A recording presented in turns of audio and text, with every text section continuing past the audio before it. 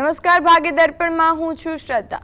દર્શક મિત્રો, અનુશાસન એક એવી રીત છે જેમાં સફળ થઈ ગયો તે દરેક કાર્યમાં જીતી શકે છે. તો આજના સુવિચાર સાથે શરૂ કરીશું આજનું ભાગ્ય દર્પણ.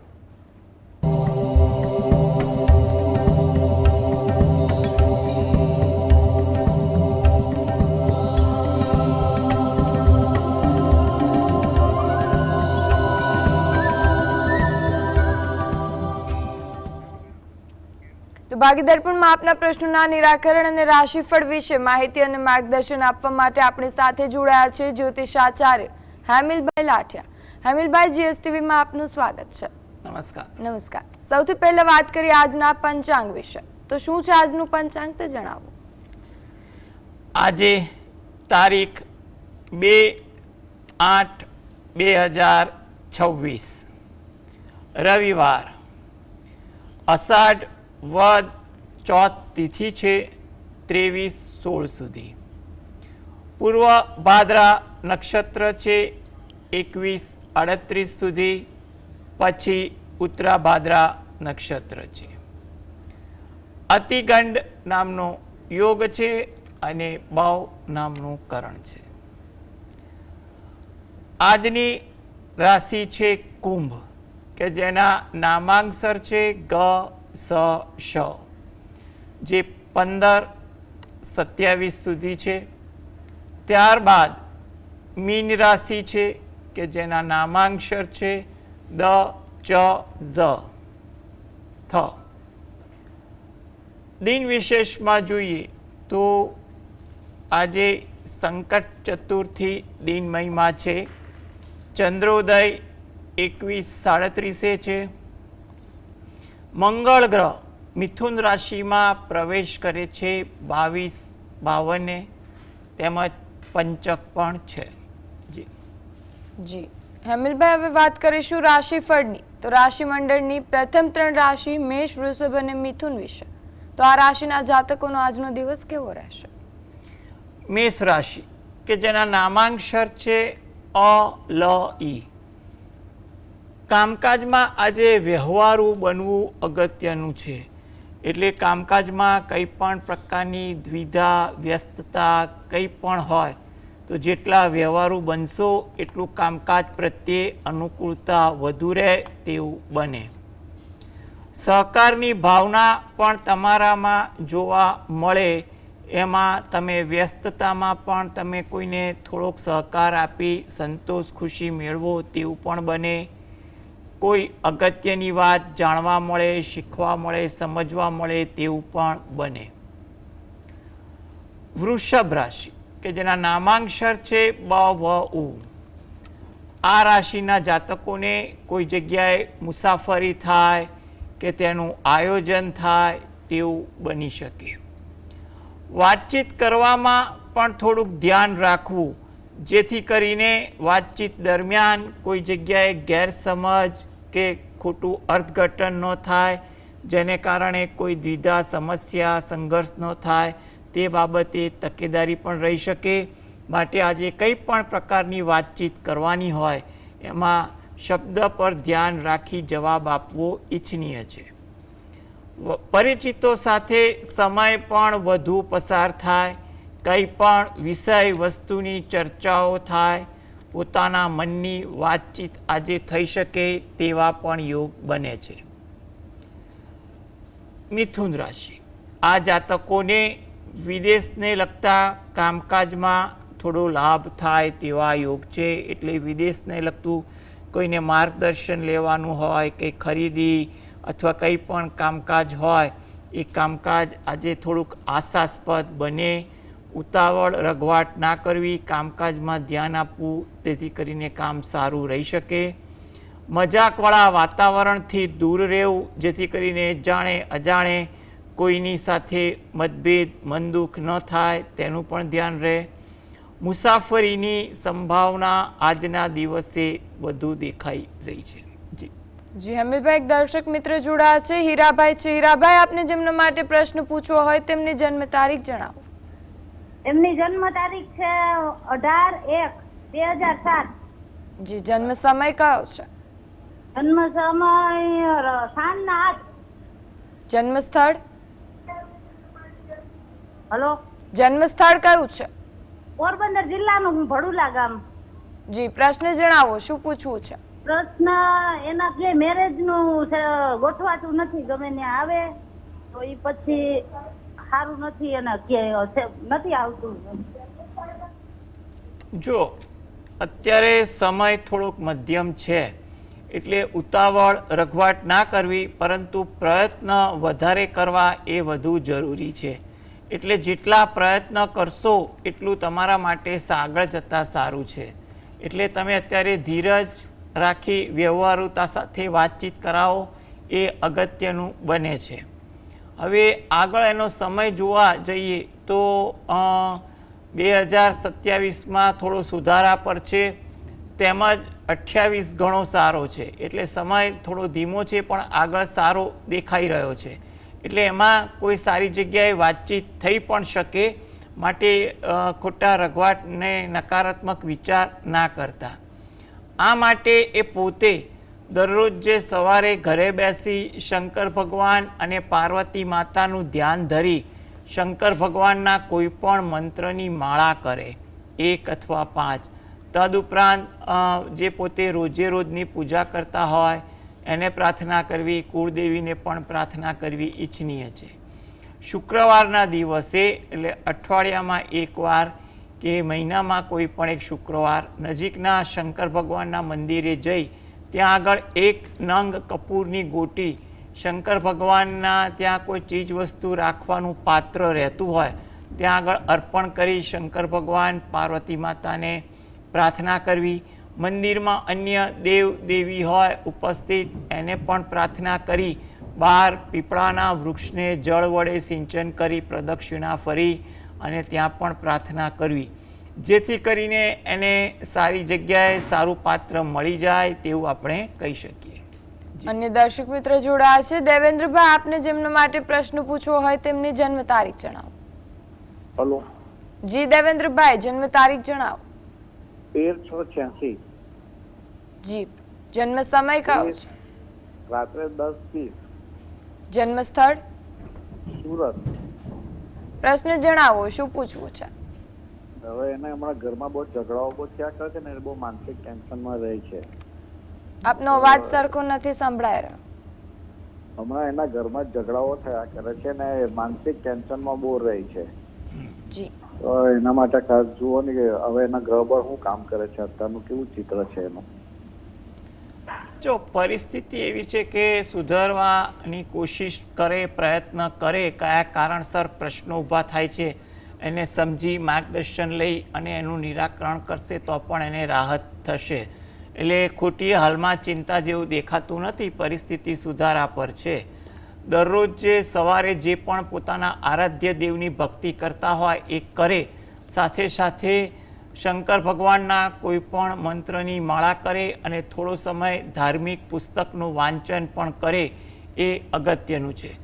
સાંજના સમયે જ્યારે તમે ઘરે ધૂપ દીપ કરો ત્યારે થોડો સમય ફાળવી અને સુંદરકાંડના પાઠ વાંચવા અથવા સાંભળવા એ જરૂરી છે. જો એ પોતે ના સાંભળે તો ઘરની કોઈ પણ એક વ્યક્તિ સુંદરકાંડના પાઠનું કરશે તો વાતાવરણમાં એનો સારો પ્રભાવ થાય તેવું બને. તદુપરાંત અઠવાડિયામાં એકવાર નજીકના મંદિરે દર્શન કરવા જાય અને દર્શન કરી બહાર પીપળાના વૃક્ષને જળ વડે સિંચન કરી પ્રદક્ષિણા કરે, પક્ષીને ચણ તરીકે કંઈ પણ દાણા આપે અને ગાય કૂતરાને અનુકૂળતા મુજબ રોટલી આપે તો ધીરે ધીરે પરિસ્થિતિમાં સારો સુધારો થાય તેવું બની શકે. જે અન્ય દર્શક મિત્ર ભાવેશભાઈ જોડાયા છે. ભાવેશભાઈ, આપને જેમના માટે પ્રશ્ન પૂછવો હોય તેમની જન્મ તારીખ જણાવો. 10/8/2005. જન્મ સમય? સવારે 7:05 અને જન્મ સ્થળ વિજાપુર. જી, પ્રશ્ન જણાવો, શું પૂછવું છે? ભણી ભણવાનું પતી ગયું છે, હવે એની નોકરીની શોધમાં છે, નોકરી મળતી નથી, તો અમે આમ વિદેશમાં એનું ગોઠવીએ તો કેવું રહેશે વિદેશમાં, અને એ નોકરી ક્યારે મળશે? તો જો સૌ પ્રથમ તો અત્યારે નોકરી મળી જાય એવા યોગ દેખાઈ રહ્યા છે. 2026માં કોઈ સારું જગ્યાએ વાતચીત કરો કોઈનું માર્ગદર્શન ભલામણથી એકવાર શરૂઆત કરો તો નોકરી શરૂઆત થઈ જાય તેવા યોગ છે 2026માં. વિદેશ જવા માટે હાલ 2 વર્ષ સમય થોડોક મધ્યમ છે, એટલે જો વિદેશ જવા માટે ઉતાવળ ના કરે તો વધુ સારું. વિદેશમાં ધારો કે કોઈ વસવાટ કરતું હોય અને એનેથી કંઈ ફાયદો થાય, એને કંઈ આગ્રહ કરીને બોલાવતા હોય તો એ વખતે શું છે પરિસ્થિતિ એ નજીકના વિદ્વાન પાસે જાણી અને માર્ગદર્શન લેવું. પરંતુ મારી દૃષ્ટિએ હાલમાં 2 વર્ષ જો અહીંયા નોકરી કરે તો વધુ અગત્યનું બને. હાલમાં નોકરી મળે તેવા પણ યોગ દેખાઈ રહ્યા છે, એટલે પ્રયત્ન એ કરે. આ માટે એ પોતે દરરોજ જે સવારે ઘરે બેસીને ગાયત્રી ચાલીસાના પાઠ 5 વાર વાંચે અને 1 વાર દત્ત બાવનીના પાઠ વાંચે એ અગત્યનું છે. તદુપરાંત તમે જે પણ આરાધ્ય દેવની ભક્તિ કરતા હોય એ કરો અને રાત્રે ઘરે બેસીને 1 વાર હનુમાન ચાલીસાના પાઠ વાંચે. જો થોડોક સમય સવારે મળતો હોય તો ગણપતિ દાદાના પણ કોઈ પાઠ વાંચે તો પણ એના માટે ઈચ્છનીય છે. એટલે આ પ્રકારની ભક્તિ થોડીક એની રોજિંદી ભક્તિમાં કરશે તો જે હાલમાં સમય સારો દેખાઈ રહ્યો છે એમાં એને કોઈ સારું પાત્ર મળી જાય તેવું આપણે ગણતરી કરી શકીએ. જે અન્ય કોલર જોડાયા છે. આરતીબેન, આપને જેમના માટે પ્રશ્ન પૂછવો હોય તેમની જન્મ તારીખ જણાવો. હા, મારી ડોટર વિશે પૂછવું છે. એને બાળકનું ઇશ્યુ નથી થતો, એટલે એની જન્મ તારીખ છે 3/3/89. જન્મ સમય? જન્મ સમય 1 ને 12 બપોરના. જન્મ સ્થળ કયું છે? રાજકોટ. જી, અને પ્રશ્ન. રાજકોટ મારા જમાઈની છે 6/12/90 અને એનું છે મુંબઈ અને 8 ને 40 સાંજના. જો આ તમે બહુ સારી અને વ્યવહારુ વિચારસરણી રાખી કે બંનેની કુંડળી આપણે જોઈએ તો એક્ઝેક્ટ બંનેના સંતાન સ્થાન વિશે અભિપ્રાય લઈ શકીએ. બંનેની કુંડળી પરથી તો અભ્યાસ કરતા એવું લાગે છે કે સંતાન યોગ બંનેમાં દેખાઈ રહ્યો છે, એટલે એવી કોઈ ચિંતા જેવું મારી ગણતરીમાં આવતું નથી. એટલે ખોટો વહેમ, શંકા, કુશંકાઓ કોઈ જગ્યાએ રાખો નહીં, એ વધુ વ્યવહારુ છે. આના માટે તો હાલ 2026, 27, 28 ત્રણેય વર્ષ સારા દેખાઈ રહ્યા છે. એટલે આના માટે જે પણ એ લોકો પ્રયત્ન કરતા હોય કે કોઈ માર્ગદર્શન હેઠળ કંઈ પણ કરતા હોય તો એ વસ્તુ એ ચાલુ રાખે. સાથે સાથે જો આ બેન દરરોજ જે સવારે ઘરે બેસીને સંતાન ગોપાલકના પાઠ વાંચે, એનું પુસ્તક નાનું સરખું છે, એ સરળતાથી ઉપલબ્ધ પણ છે. એ પાઠ કેવી રીતે વાંચવા એનું માર્ગદર્શન પણ જ આપેલું છે. એટલે સંતાન ગોપાલકના પાઠ વાંચે એ એના માટે વધુ અગત્યનું છે. તદુપરાંત આ ભાઈ પોતે દરરોજ જે સવારે ઘરે બેસીને પોતાના કુળદેવીને 2 હાથ જોડી અને પ્રાર્થના કરે, તેમજ એના ઘરની નજીક કોઈ માતાજીનું મંદિર હોય તો જ્યારે પણ સમય મળે ત્યારે મહિનાની કોઈ પણ એક તિથિની આસપાસ દર્શન કરવા જઈ માતાજીને 2 હાથ જોડી અને પ્રાર્થના કરે. આ પ્રકારની ભક્તિ જો એ કરશે તો બંનેની કુંડળી મુજબ આ જે 3-1 વર્ષનો સમય સારો દેખાઈ રહ્યો છે તો એમાં ઈશ્વર કૃપાથી એમને કોઈ સારા સમાચાર મળી જાય તેવી ગણતરી આપણે કરી શકીએ છીએ. જી જી, અને દર્શક મિત્ર જોડાયા છે. અરવિંદભાઈ, આપને જેમના માટે પ્રશ્ન પૂછવો હોય તેમની જન્મ તારીખ જણાવો. હા મેડમ, મારી જન્મ તારીખ છે 13/5/86. મારો જન્મ દ્વારકા છે. જન્મ સમય? 55. કયું? ફરી જણાવો જન્મ સમય. જન્મ સમય સવારના 3:55. જી, પ્રશ્ન જણાવો, શું પૂછવું છે? હા મેડમ, મારો પ્રશ્ન એ છે કે ફાઇનાન્શિયલ ક્વેશ્ચન છે ને બહુ રહે છે. આવક કોઈ એના કરતા ખબર નહીં ક્યાંથી જાવક ચાલુ થઈ જાય ને એવું બધું થાય એમ. જો હાલમાં તમારે નવેમ્બર સુધી એટલે કે દિવાળી સુધીનો સમય મધ્યમ છે. દિવાળી પછી પરિસ્થિતિમાં ધીરે ધીરે સુધારો આવે તેવું લાગી રહ્યું છે. એટલે તમે એ બાબતે થોડું ધીરજ રાખો, આયોજન કરો, કોઈ વ્યવહારુ વ્યક્તિનું માર્ગદર્શન લો, એ જરૂરી છે.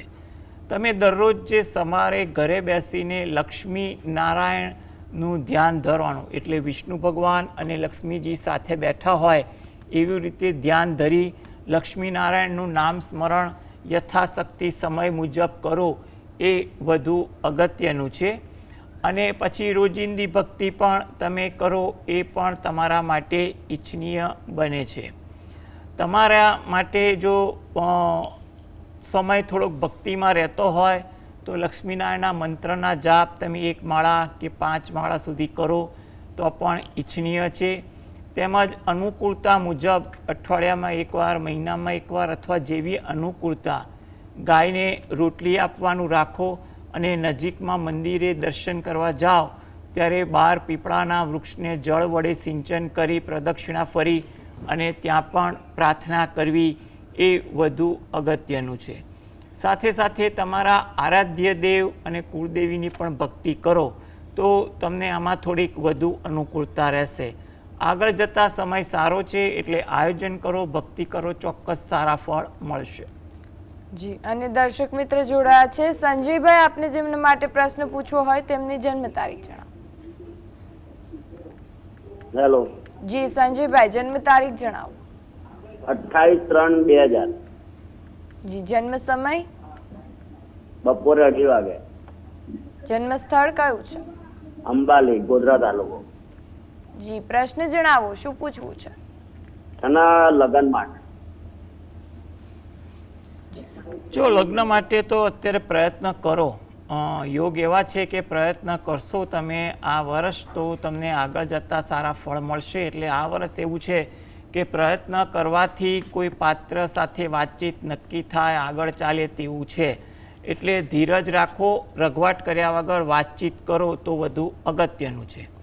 જો એ પોતે દરરોજ જે સવારે ઘરે બેસીને દત્ત બાવાનીના પાઠ વાંચે એ એના માટે ખૂબ જ અગત્યનું છે.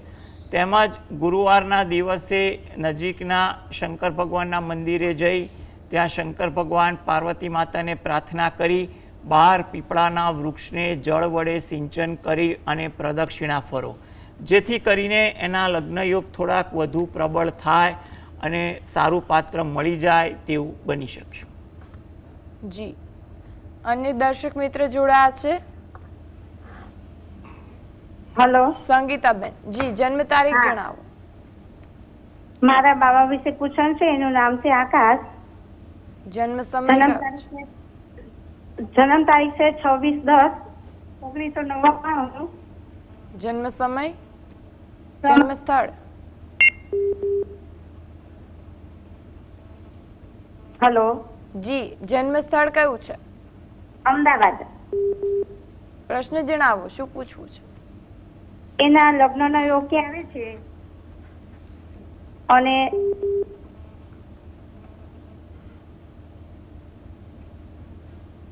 હેલો. જી, અન્ય પ્રશ્ન જણાવો. એના લગ્ન યોગ ક્યારે છે?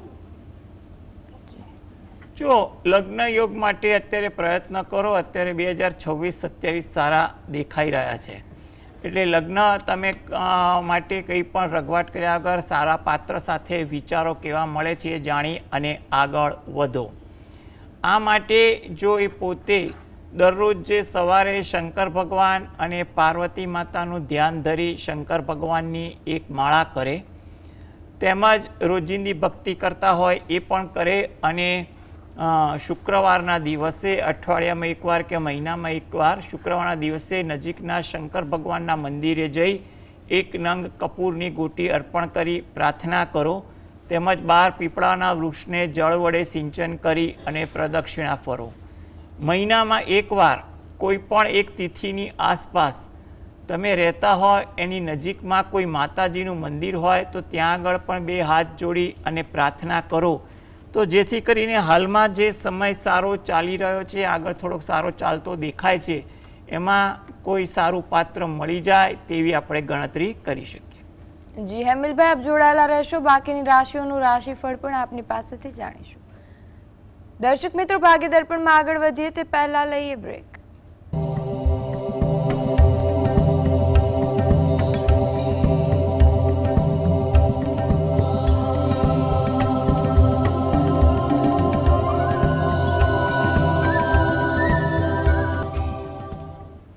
બ્રેક બાદ આપનું સ્વાગત છે. આપણી સાથે જાણીતા જ્યોતિષ આચાર્ય હેમિલભાઈ જોડાયેલા છે.